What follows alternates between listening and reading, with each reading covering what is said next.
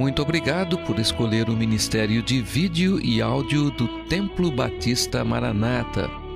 Depois de ouvir esta mensagem, visite o nosso site www.tbm.org.br.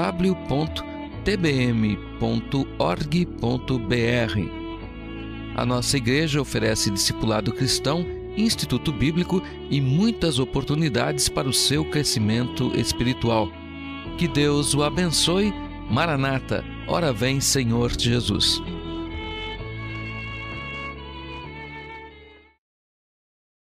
Não traz felicidade.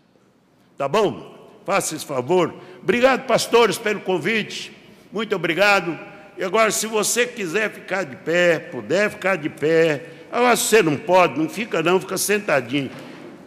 Spurgeon diz o seguinte, que um homem pode ser reverente também, assentado, né? Abra sua Bíblia. Nós quero falar hoje, começar falando, na verdade, falando sobre jovem, juventude. Entenderam que fui convidado para falar para os jovens, e a gente fala também para os adultos, né? Eclesiastes 11, versículo 9 ao verso 10. Eclesiastes 11, 9 ao 10. Para começar essa conferência, vamos falar sobre isso, juventude. Amanhã, sim, em diante, nós estaremos abordando alguns outros temas. Todos já acharam amém? Amém. Eu gosto de escutar a Bíblia. É bom, não é? Gostoso isso aí. Então, vamos lá. Alegra-te, jovem, na tua mocidade, e recresce o teu coração nos dias da tua mocidade, e anda pelos caminhos do teu coração e pela vista dos teus olhos. Sabe, porém, que por todas essas coisas te trará Deus a juízo. Afasta-te, pois, a ira do teu coração e remove da tua carne o mal, porque a adolescência e a juventude são vaidade. Que Deus nos abençoe. Vamos orar? Deus, dá-nos, pois, a tua direção. Em nome de Jesus. Amém. Pode sentar.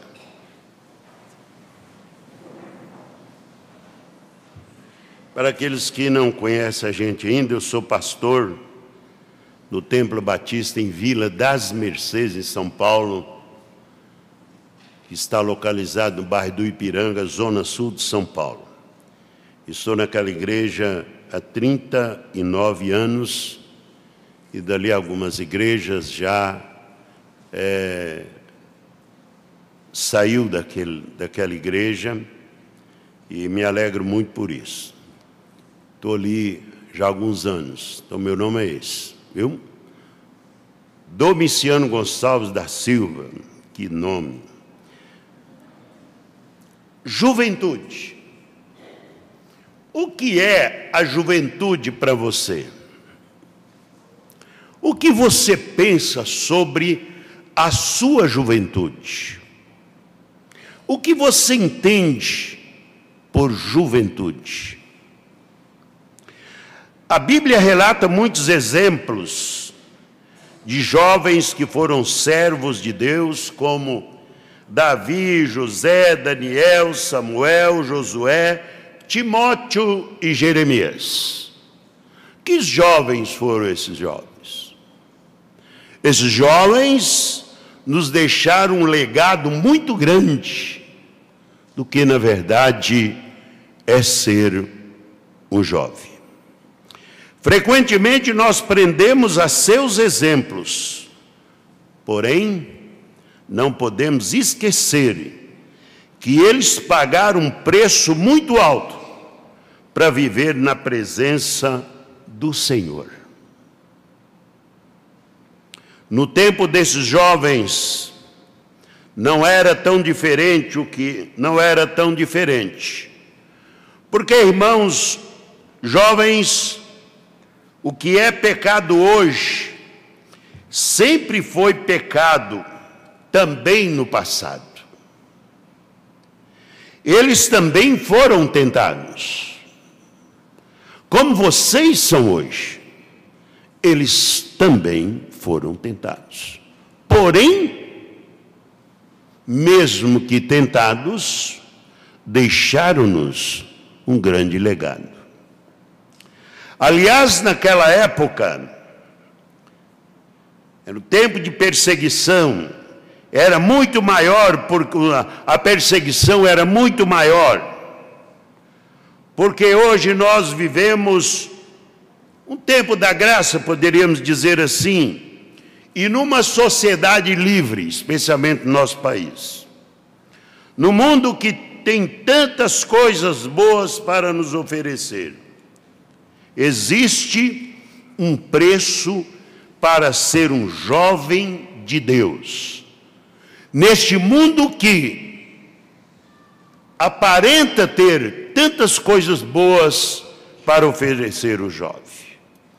Mas a palavra do Senhor, ela deixa claro sobre a questão de ser um jovem. É necessário um certo esforço. A palavra de Deus diz que seríamos odiados por causa do nome do Senhor.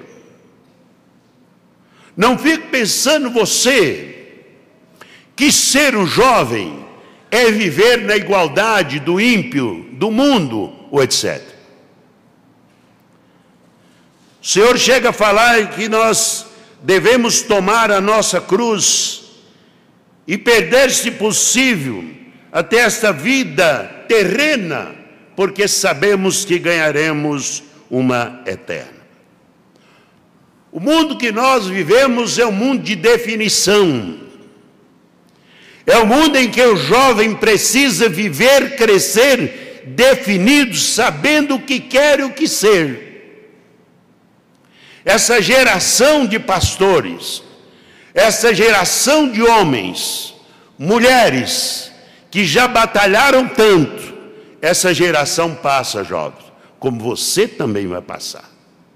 E a pergunta que eu faço é, ao passar esta geração, quem é que vai ficar com isso aqui? Certamente não vai ficar na mão de jovens levianos. Caso ficar, é mais uma igreja fechada. E é por isso que ser um jovem carece de um esforço e de pagar um preço. Um preço. Não é? A palavra do Senhor disse que, porque no mundo temos aflições, mas temos bom ânimo, porque o Senhor venceu o mundo, e você, meu jovem, também vai vencer. Seja um jovem esforçado, seja um jovem definido, seja um jovem convicto. O próprio mundo está cobrando de nós, ou da nossa juventude, isso.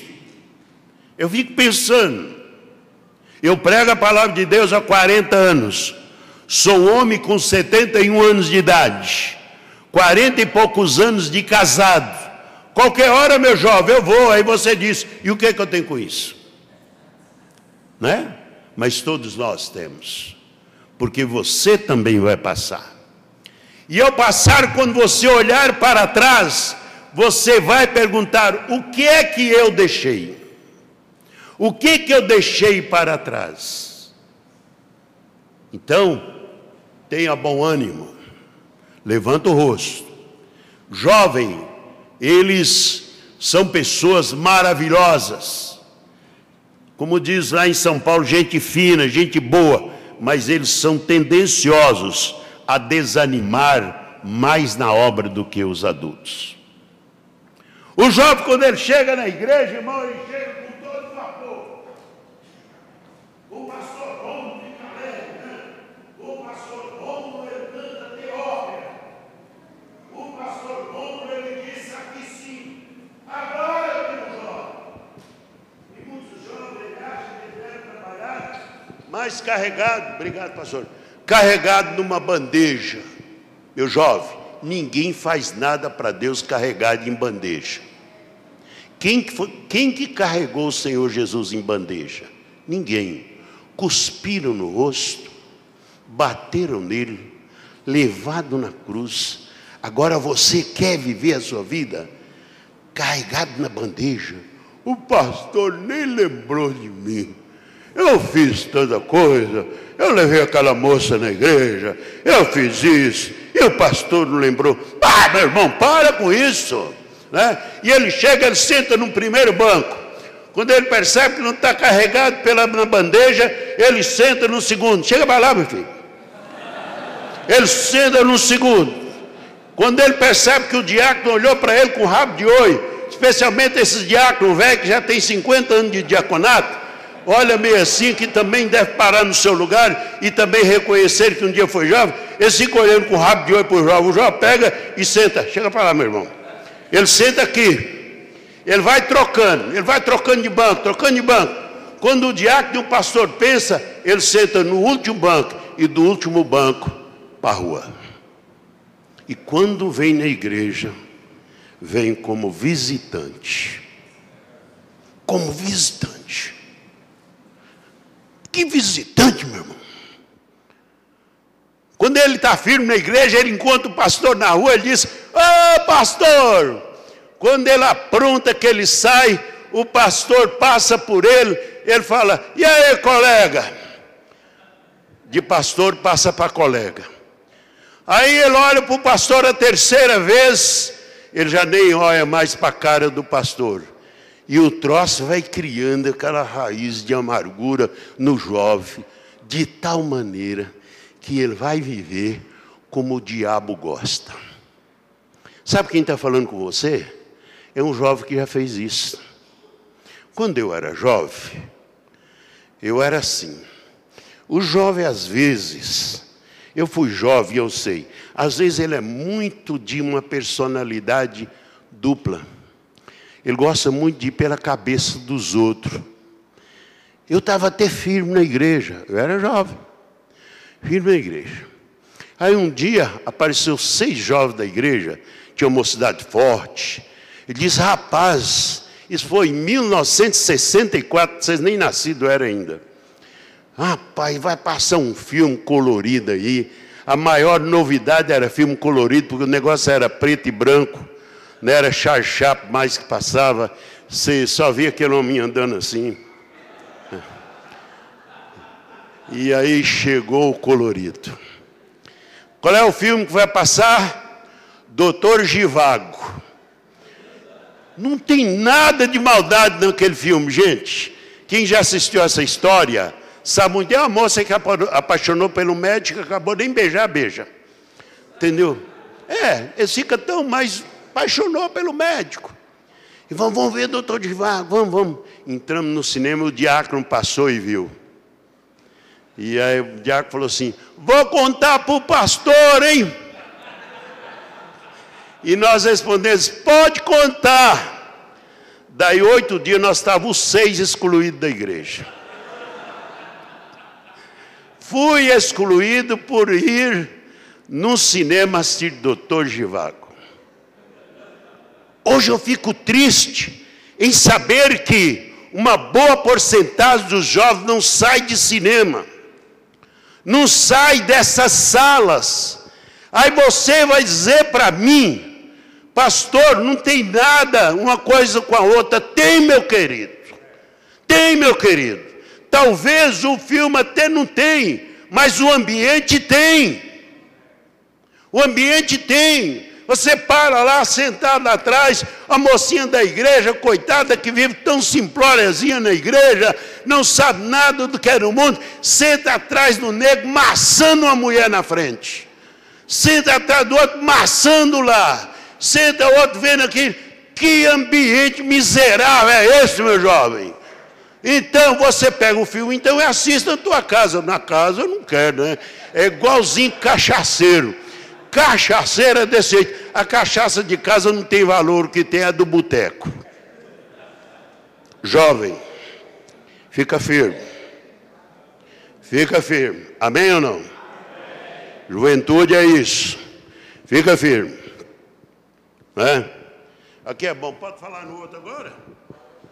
Esse aqui é só quando desce, né? Cuida aí, pastor. Vamos refletir nessa noite sobre alguns pontos sobre juventude, porque o texto fala. Primeira coisa que me chama a atenção é quando Salomão fala, entendo eu, sobre a questão das recompensas da juventude servir a Deus. Em primeiro lugar, alegria. Alegria. O jovem de Deus, ele é alegre.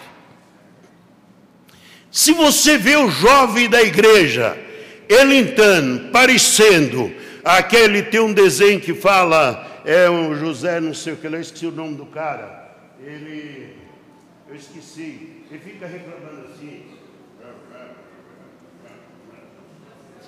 Se você vê o jovem entrar na igreja desse jeito, tem um troço errado com ele. Vai limpar os dedos, tem uma coisa errada com ele, porque isso não é de jovem crente. O Senhor, ele disse o seguinte, verso 9: alegra-te, jovem, na tua juventude. Amém, jovens? Amém ou não? Então fala comigo. Alegra-te, jovem, na sua juventude. Vamos falar melhor esse trem? Vamos pedir os outros para nos ajudar. Toda a igreja junto. Alegra-te, jovem, na tua... Isso. Põe um pouco mais de farinha que está fraco. Alegria, meus queridos, é disposição para viver. Isso é característica marcante dos jovens. Onde se encontra um grupo de jovens, a animação e alegria. Depois que vem para a igreja, cria-se, muitas vezes, um mito errado, porque algumas pessoas entendem que ser jovem cristão é ser carrancudo, sabidão e santão. E sempre com ar de que é melhor do que os outros. Isso não é juventude, irmãos. Não confunda as coisas. Mas não é bem assim. O jovem que conhece a Jesus é alegre e bem disposto e sempre simpático. Para fazer a obra de Deus você tem que ser simpático. Mesmo que esteja doendo. Dê risada. Mesmo que a barriga estiver doendo. Ri, porque faz bem para o povo. E se faz bem para o povo, você tem que fazer. Entende? Eu estava pregando o ano passado agora, meu último impacto em Montezuma, e eu fui vítima de uma bactéria que mata. Ela é fatal, aquela bactéria, né?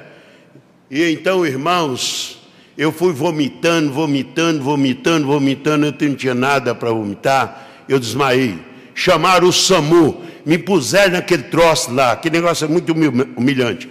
Eu fui. Por que eu fui? Porque eu desacordei.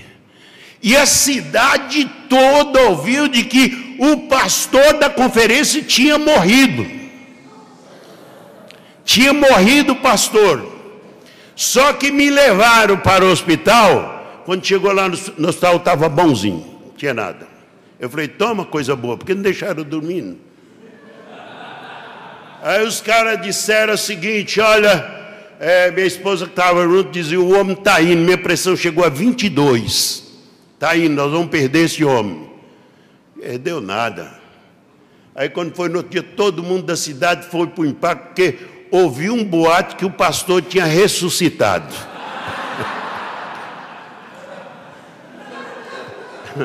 Vamos porque o pastor ressuscitou. Aí, velho, eu deitei e rolei. Se é que vocês entendem que é ressuscitar, eu ressuscitei porque o Senhor é poderoso. É verdade, irmãos.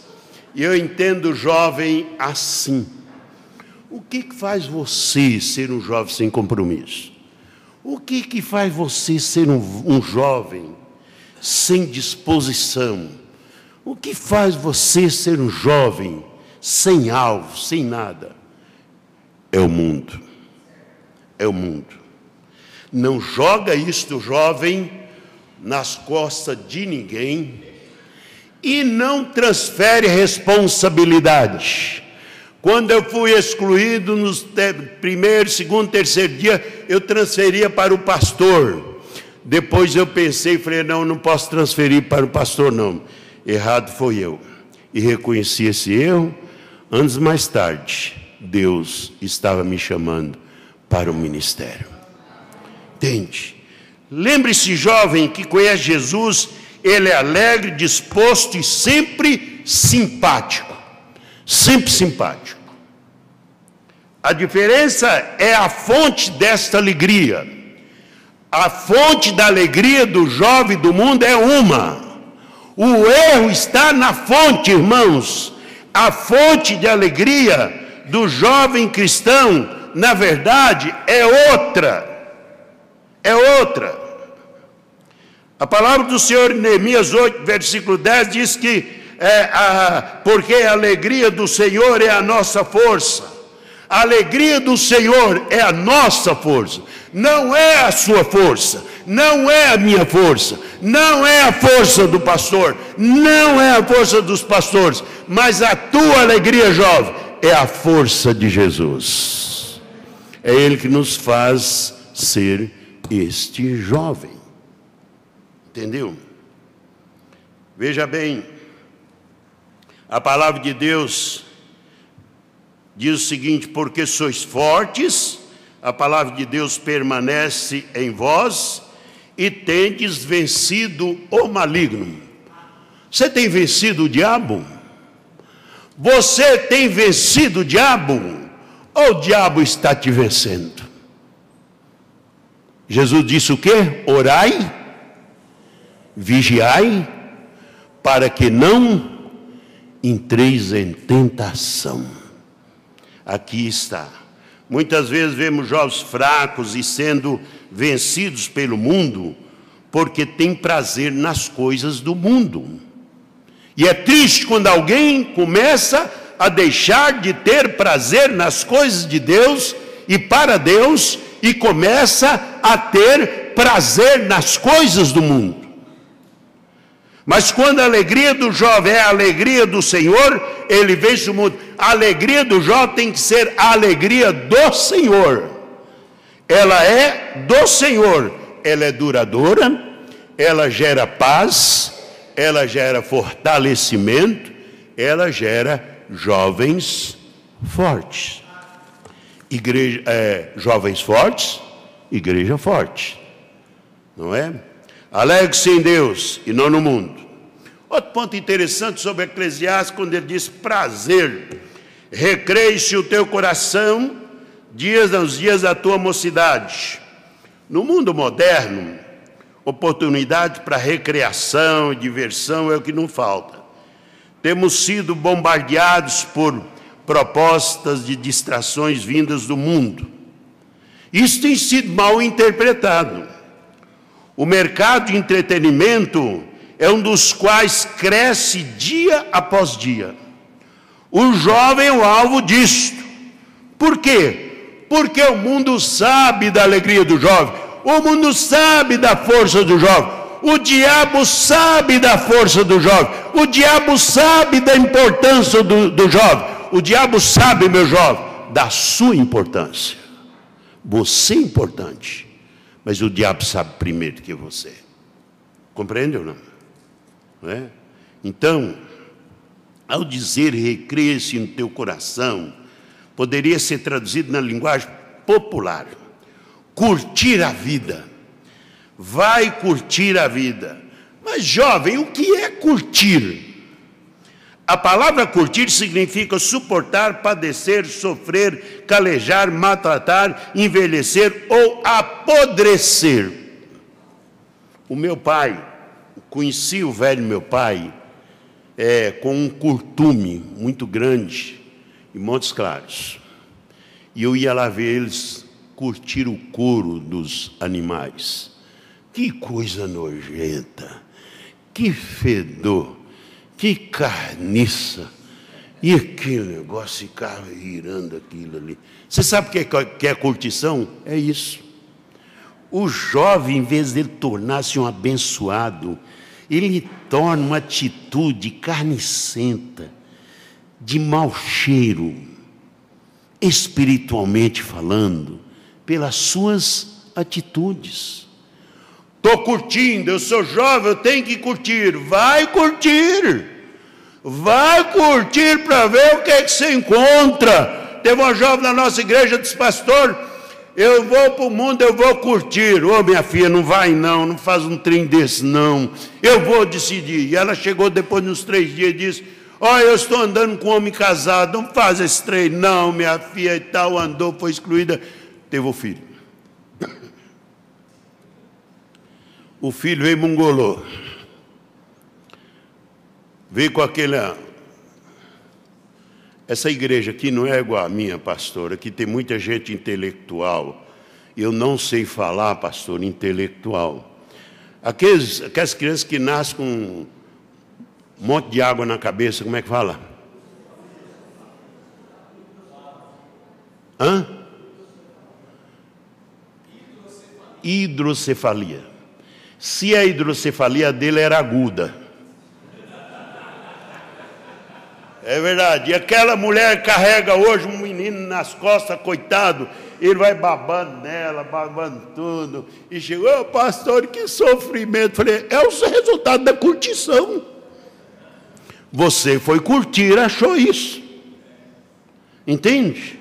Você está curtindo, está deixando a igreja para curtir. Qual festinha que você vai amanhã? Qual a festinha que você vai depois? Qual outra festinha que você vai depois? Sabe os grandes cachaceiros hoje como começaram? Começaram num traguinho pequenininho assim, e depois hoje está encostado o umbigo nos balcões. Sabe como é que eu aprendi a fumar? Eu aprendi a fumar assim. Sabe mamona? Mamona. Tem aquele talinho da mamona assim. Ele tem um caninho dentro, não tem? Ele é um caninho, né? E aquilo quando secava, sabe como é que nós crianças nos fazia? Tirava aquela folha seca e cortava e queimava a ponta, fazia cigarro e saía. Que alegria, rapaz, engolindo aquela fumaça terrível. Aí depois um sujeito, por nome Claudionor, que era meu irmão, disse: vamos na quermesse? Vamos. Olha só. E chegamos na quermesse: vamos assistir a corrida do coelho, vamos para a corrida do coelho, vamos. Chega lá, o cara está: olha a corrida do coelho, olha a corrida do coelho. Compra aí. Qual é o número que você vai comprar? Você vai comprar, vou. Compro o número 14. Lembro desse maldito número até hoje. Compro o número 14. Comprei. Solta o coelho. Soltou o coelho, fizeram aquela gritada, e o coelho vai para lá, o coelho vem para cá, o coelho vai para lá, o coelho vai para cá. De repente, sabe que número que o coelho entrou? 14, casinha 14. Aí eu falei: o que eu ganhei? Um maço de cigarro Marusca. Quem se lembra desse passado odierno? Um maço de cigarro Marusca. Pegamos aquilo e fundamos dentro da quiçaça, porque se meu pai soubesse, era um pau, e fomos em 5 fumar o tal cigarro Marusca. Aquilo, quando a gente tragava e engolia a fumaça, ensinaram para a gente que tragar era engolir a fumaça. Parece que era uma faca que entrava no peito. E era diversão. E sabe qual foi o fim daquilo? Sabe qual foi? Maconha, Preventil, Dexamil, Estilasa. Foi isso que deu num viciado. Entendeu? É isso que dá. A palavra do Senhor diz que as más companhias corrompem os bons costumes. Veja as suas companhias. Leve-as em consideração. Se você não pode ganhar ele, então não deixe ele te ganhar, meu querido jovem. Não deixe. Vamos curtir. Não, senhor. Ao dizer recresce teu coração, poderia ele então fazer isso. Por isso muitos jovens, eles extravasam com exageros na sua mocidade, quando não termina a sua mocidade prematuramente. Antigamente, quem é que enterrava os pais? Quem? Os filhos. E quem hoje que os pais enterram? Os filhos. Os filhos. Eu vou muito em cemitério. Parei um pouco de ir, porque os caras agora estão metendo bala no cemitério. Fui no cemitério lá de rico, e de repente foi só bala que comeu ali, e eu vi nego entrando debaixo do caixão do defunto, e faltando o defunto cair nas costas da gente. Eu só sei que eu escutava bala zunindo em cima do telhado da funerária lá, e eu estava quietinho assim, o defunto em cima de mim lá, assim. Hoje é difícil, mas os jovens estão morrendo, jovens, cedo. Os jovens estão morrendo. Você quer ser como a dona Ana? Cadê ela? Veio hoje ou não? Cadê? Não veio hoje? Oh, meu Deus, já me traíram, não trouxeram ela. Você quer viver com uma mulher daquela? Seja um servo de Deus. Olha a vida daquela pessoa e pensa qual é a velhice que você vai ter. Entendeu ou não? Entendeu, jovem? Amém ou não? O versículo 9, irmãos, disse: anda pelos caminhos. Quem é o caminho? Quem é a verdade? Quem é a vida? Meu jovem, o caminho, a verdade e a vida é o Senhor Jesus. Esse é o caminho de nós andarmos. Este é o caminho de se trilhar. Este é o caminho de ir. Não é outro caminho.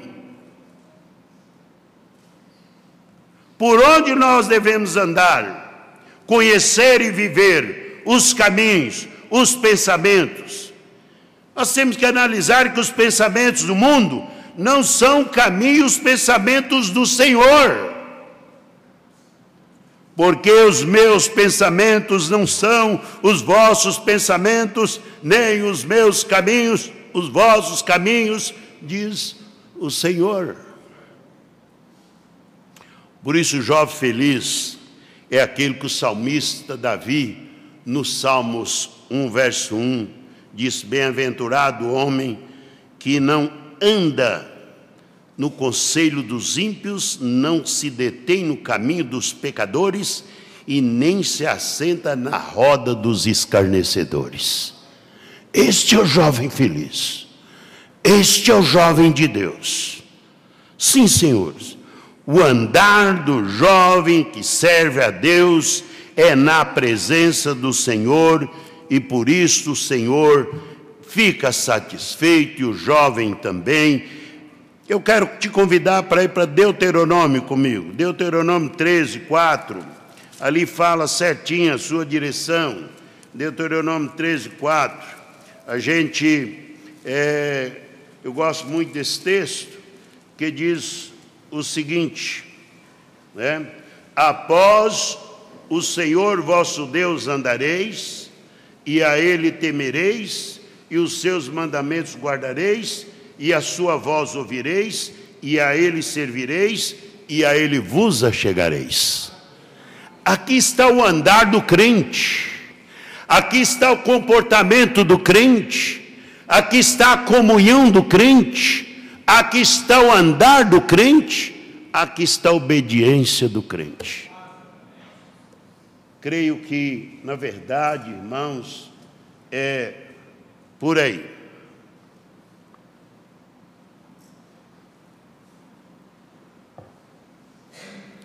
O andar do jovem que serve a Deus é na presença de Deus. É na presença de Deus. Quando eu estive nos Estados Unidos, mas o pastor Jaime Rose, uma coisa me chamou a atenção. Todos os dias da conferência, um velhinho subia lá para dar testemunho, e ele subia assim, ele tinha 97 anos.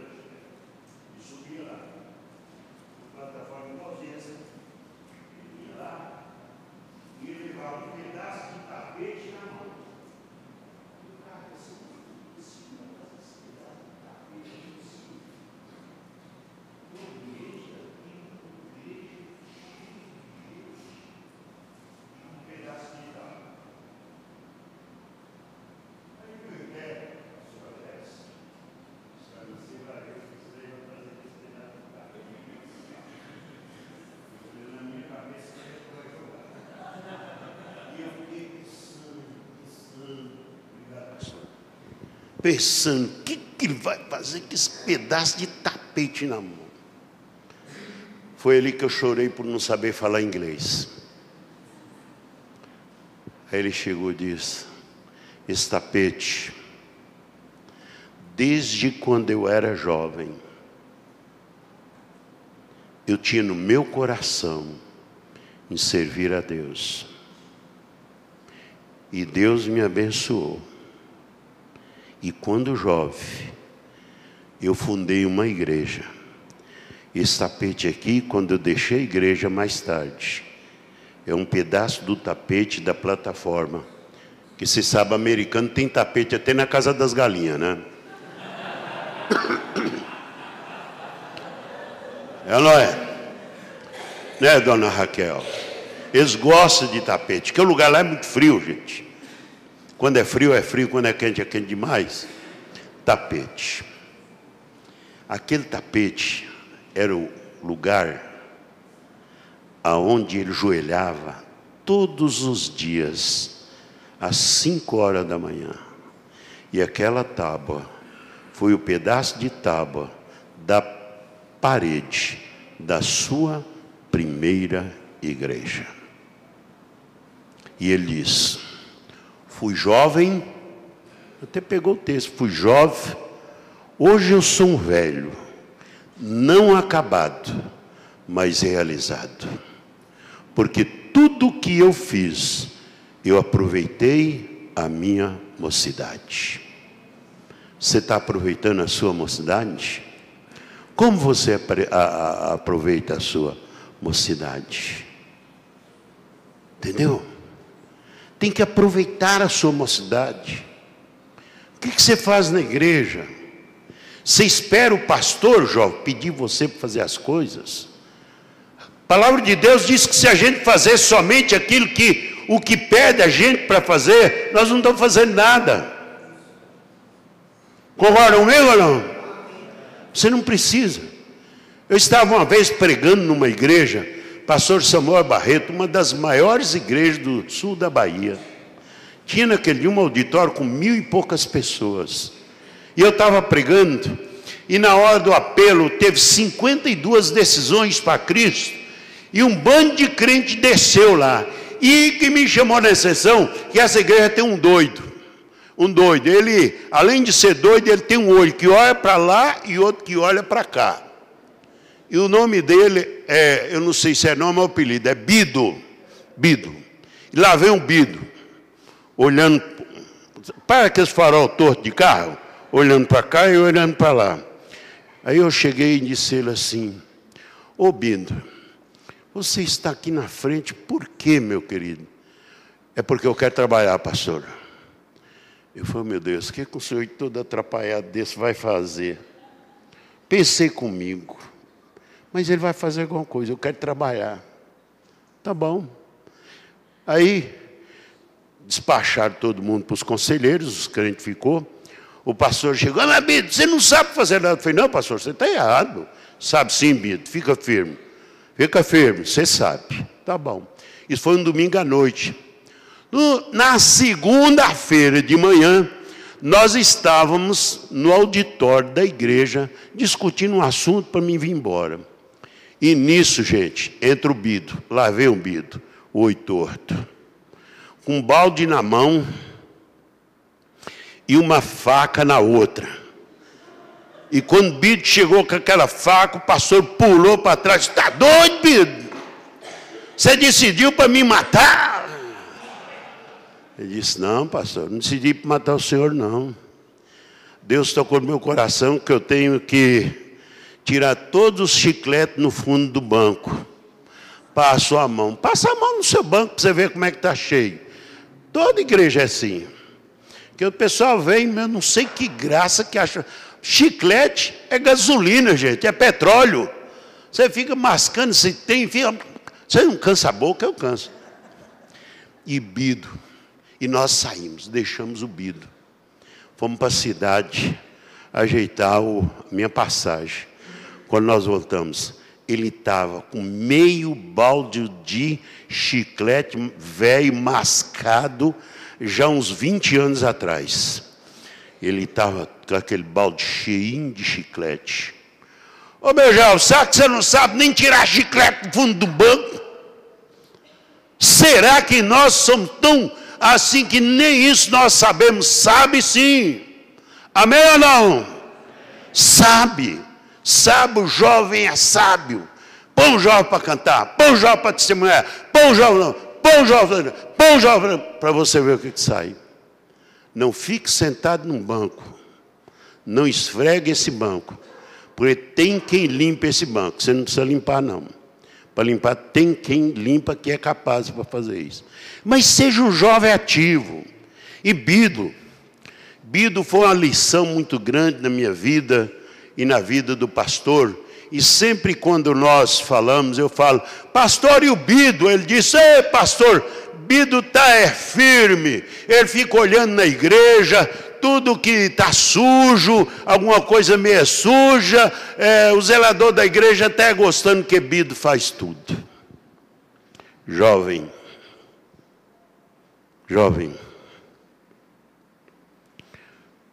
na verdade, você quer ser um jovem feliz? Seja um jovem íntegro. A sua integridade vale muito. O futuro pertence a Deus e a ninguém é dado conhecer o que acontecerá nem daqui a um segundo. Mas o jovem que se rende à vontade de Deus tem uma vida de sucesso e muitas bênçãos. Não adianta projetar um caminho de sucesso para o futuro se faltar a presença de Deus que estabelece as coisas. A palavra de Deus diz, Salmo 119, que a presença de Deus é que estabelece as coisas. Até na vida familiar. É verdade. Se você, na verdade, se o teu futuro, se os seus projetos estão nas mãos de Deus, você vai ser uma pessoa abençoada. Até na família. Para que depois você não imagine que casou com um príncipe, agora vive com um sapo. Não é? Porque quando vai casar, tudo é maravilha. É ou não é? Tudo bonitinho. É o príncipe, é o meu dodói, é meu lololô, é meu tototô. É o príncipe. Amanhã esse príncipe é um sapo. E é daí, sabe para onde? Para o caminho de um cartório. Então, seja aquela pessoa que faz as coisas na determinação do Senhor. Por último, satisfação. Satisfação. Satisfaz o teu coração. Satisfaz o teu coração. E a satisfação real, até tem um corinho que vocês cantam muito, e diz, satisfação é ter a Cristo, não há melhor prazer já visto, é uma coisa assim. Satisfação é ter a Cristo, não há coisa maior. Prazer ver visto, sou de Jesus. Agora eu sinto alegria. Vai embora. Por quê? É isso. A alegria do jovem cristão é diferente. É melhor porque satisfaz. A alegria do Senhor satisfaz. Quinto, vigilância. Seja um jovem vigilante. Meu jovem, cuidado. Quem está falando com você é um velho que tem experiência na vida. Seja vigilante. O texto diz, agrada aos teus olhos. Somos atraídos pelo olhar. Lembra de Adão e Eva? Por que Adão e Eva caiu? Foram atraídos pelo seu olhar agradável. Olhou, o fruto era bom. Mas o que deu? O que deu? Perderam tudo. E por causa daquele olhar maldito, é que nós hoje passamos o que passamos. Portanto, não leve um futuro para os seus futuros filhos. Algo que, na verdade, o teu filho possa dizer mais tarde: sou assim por causa do meu pai e da minha mãe. Sim, senhores. O mundo tem investido muito, não é? Tem investido muito em criar coisas que são agradáveis aos olhos para conquistar jovens. O mais velho truque do diabo é se travestir tentando enganar as pessoas, fazendo-se de anjo de luz. Em São Paulo, esses dias, foi a maior vergonha brasileira. A maior vergonha brasileira.